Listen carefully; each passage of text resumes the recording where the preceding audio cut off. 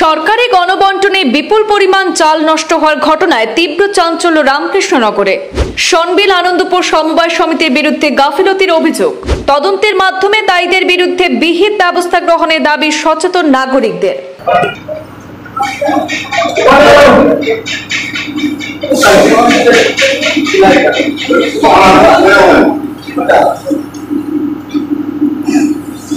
সনবিল উপকূলীয় আনন্দপুর সমবায় সমিতির বিরুদ্ধে গণবন্টনের চালের নজিরবিহীন অনিয়মের অভিযোগ প্রকাশ্যে এসেছে। সরকারি গণবন্টনের বিশাল পরিমাণ চাল বন্টন না করে বিনষ্ট করার অভিযোগ জনগণের। সমবায় সমিতির কর্মকর্তাদের চরম গাফিলতির কারণে এমন অভাবনীয় ঘটনা ঘটেছে বলে অভিযোগ তুলে তদন্তের মাধ্যমে দায়ীদের বিরুদ্ধে বিহিত ব্যবস্থা গ্রহণের দাবি তুলেছেন সচেতন নাগরিকরা। বিচিত্র এই কাণ্ড ঘিরে তীব্র চাঞ্চল্য ছড়িয়েছে রামকৃষ্ণনগর বিধানসভা কেন্দ্রের অধীনস্থ আনন্দপুর সমবায় সমিতির গ্রাহক মহলে। সরকার দরিদ্র সীমারেখার নিচে বসবাসকারী মানুষদের কথা মাথায় রেখে সম্পূর্ণ বিনামূল্যে চাল বন্টন করে যাচ্ছে।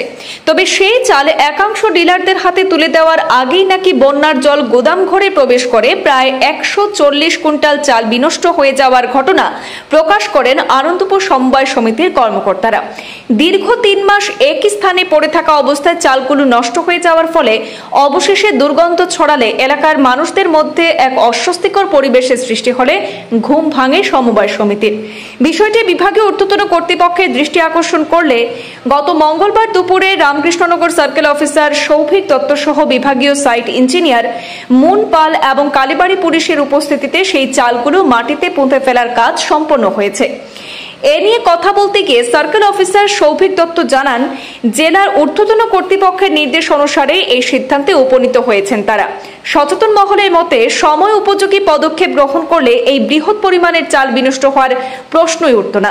আনন্দপুর জিপির প্রবীণ ব্যক্তিত্ব সুমন্ত কুমার দাস সহ আরো অনেকে সংবাদ মাধ্যমে দাবি করেছেন যে সমবায় সমিতির কর্মকর্তাদের গাফিলতির কারণেই এমন অভাবনীয় ঘটনা সংঘটিত হয়েছে, যার ফলশ্রুতিতে প্রায় 5 লক্ষ টাকার চাল বিনষ্ট হয়েছে। ঘটনাটি তদন্তের মাধ্যমে চাল নষ্টের মূল দায়ী সমবায় কর্মীদের সেখানে চিহ্নিত করে বিহিত ব্যবস্থা গ্রহণের দাবি জানিয়েছেন সচেতন নাগরিকরা।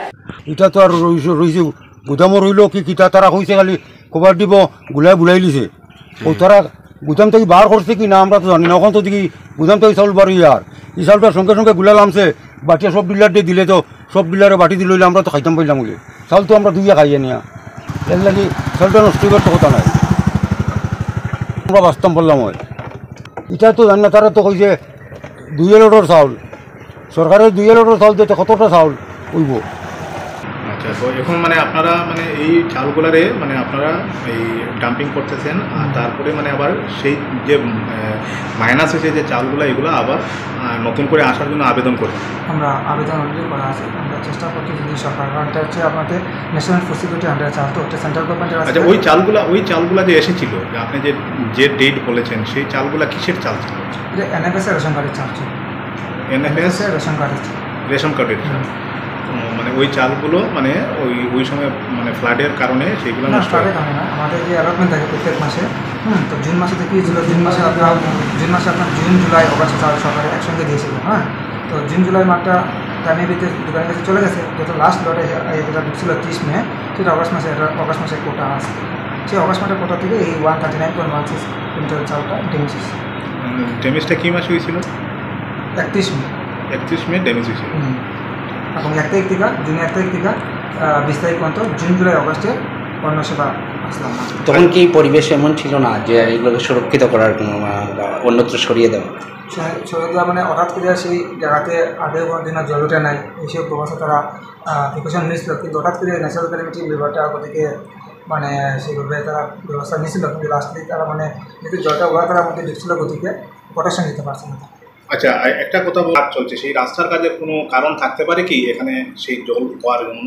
হ্যাঁ স্যার, থাকতে পারে। আমাদের নিশ্চয়ই আমাদের সার্কেল যে স্যার রিপোর্টের মধ্যে সেটা উল্লেখ করে দিচ্ছেন। আসামমালা ভারতমালা রাস্তার কারণে সেই দিনের সমস্যা বা যেটা বৃষ্টিপাতের প্রবল হয়েছিল ওটা নিয়ে সমস্যা হয়েছে।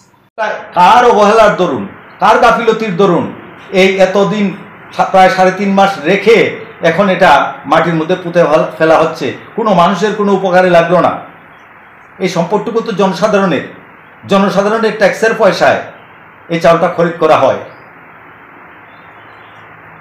সরকারে ফ্রি দিচ্ছে ঠিক আছে, কিন্তু দিচ্ছে সরকারের কোষাগারের পয়সা। এই কোষাগারের পয়সাটা তো জনগণের কাছ থেকে সংগ্রহ করা, ট্যাক্সের মাধ্যমে সংগ্রহ করা পয়সা।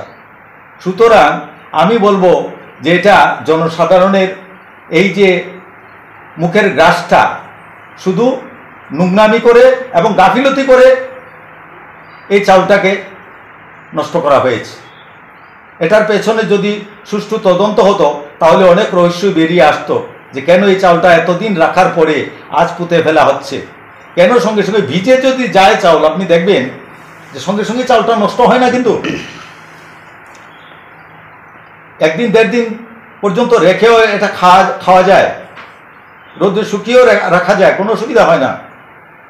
এবং সঙ্গে সঙ্গে ভৈরবনগর অঞ্চলের গরিব দুঃখীদের মধ্যে যদি 10 কেজি 20 কেজি 50 কেজি করে বিলিয়ে দেওয়া যেত, অনেক গরিব পরিবার উপকৃত হতো। তো আমার কথা হচ্ছে এ নিয়ে পরিচালন সমিতি বলতে যে কথাটা বলছেন, বর্তমানে সমিতির পরিচালন কমিটি নেই, পরিচালন সমিতি নেই,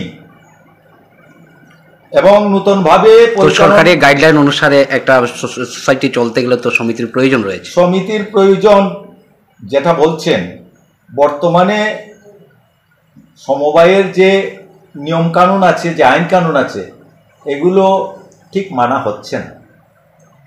কারণ গত বছর এই সমবায় সমিতির জেনারেল মিটিং হয়েছিল এবং সেই সমবায় সমিতিতে দীর্ঘ বছর পরে অনেকের পীড়াপিড়িতে সেদিন আমি গিয়েছিলাম, উপস্থিত ছিলাম। সেদিন সমবায় সমিতির এই সাধারণ সভাতেও দেখলাম সম্পূর্ণ অনৈতিকভাবে সাধারণ সভা আহ্বান করা হচ্ছে এবং সাধারণ সভা করার জন্য প্রস্তুতি নেওয়া হচ্ছে। যখন আমি এখানে সরকার বিভাগীয় কর্তৃপক্ষের প্রেরিত যিনি এখানে সিনিয়র ইন্সপেক্টর যিনি দায়িত্বে ছিলেন, উনাকে যখন আমি প্রশ্ন করলাম যে চেয়ারম্যান পদত্যাগ করেন নাই, উনাকে অনাস্থায়নে পদচ্যুত করা হয় নাই, এবং বর্তমানে উনি সাধারণ সভাতে উপস্থিত, তো চেয়ারম্যান থাকা অবস্থায় ভাইস চেয়ারম্যানে জেনারেল মিটিং ডাকতে পারে কিনা, বা আজকে সভা পরিচালনা কে করবেন, চেয়ারম্যান না ভাইস চেয়ারম্যান? তিনি বললেন যে না, যিনি আহ্বান করেছেন তিনিই করবেন, মানে ভাইস চেয়ারম্যান। আমি বললাম চেয়ারম্যান বিদ্যমান থাকা অবস্থায়, যেহেতু উনি কোনো আইনেও দোষী সাব্যস্ত হন নাই এবং উনার বিরুদ্ধে কোনো অনাস্থাও আনা হয় নাই, উনি পদত্যাগও করেন নাই, তারপরে উনি সভাতে উপস্থিত থাকার সত্ত্বেও ভাইস চেয়ারম্যানে সভা পরিচালনা করতে পারেন কিনা? প্রথম কথা হলো উনি ভাইস চেয়ারম্যান সভাটা আহ্বান করতে পারেন কিনা।